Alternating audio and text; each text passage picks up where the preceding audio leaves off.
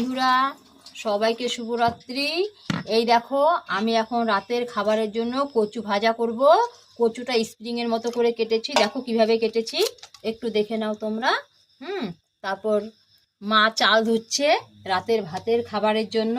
এটা আমি উনুনে দিলাম। এখন কচুটা প্রথমেই, এখন আমি কচুটা একটু মাখা করে নেব। মাখা করে এই নিচ্ছি লবণ, সামান্য পরিমাণে লবণ নিচ্ছি। তারপর নিব হালকা চিনি, এই চিনি নিলাম। এবার একটু হলুদটা নিয়ে নিই, লঙ্কার গুঁড়া তো। এবার একটু জিরের গুঁড়ো দিয়ে দিই সঙ্গে, কারণ বাচ্চারা খাবে তো, বেশি কিছু দেওয়া যাবে না।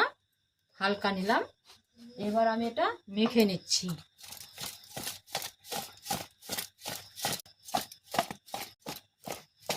দেখো বন্ধুরা, আমার মাখা কমপ্লিট। দেখো মাখার পর কেমন লাগছে একটু দেখে নাও। ঠিক আছে, এবারে আমি কড়াইটা উনুনে দিলাম, গ্যাসটা ধরিয়ে নিচ্ছি। কড়াইটা গরম হতে দিলাম। আজকে আমাদের গাছে একটা কাঁঠাল পেকে গেছে, এটা পেরে রেখেছি। যতটা পরিমাণ তেল লাগবে সেই পরিমাণে তেল দিচ্ছি। ভাজার জন্য সাদা তেলই ঠিক আছে, তাই সাদা তেলটা দিয়ে দিলাম। বন্ধুরা, এবার আমি কচুটা কড়াইতে দিয়ে দিলাম। দেখো দেওয়ার পরে কতটা বড় হবে, দেখতে থাকো।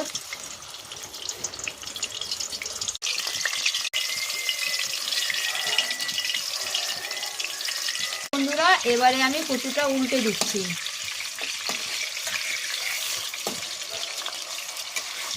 তো কচুটা ভাজা হতে একটু সময় লাগছে। এই যে আবার একটু হলুদটা কম লাগছে, তাই আবার একটু হলুদ দিয়ে দিলাম। আমি আমার ছেলেকে খেতে দিচ্ছি, খেয়ে টেস্ট করে দেখো কেমন হয়েছে। এই দেখো ভাজার পরে কতটা লম্বা হয়েছে, দেখো এরকম করে ভেজে খাবে। তোমরা দেখে নাও, আমার ছেলে খাচ্ছে। কেমন হয়েছে বাবা? লবণ হয়েছে?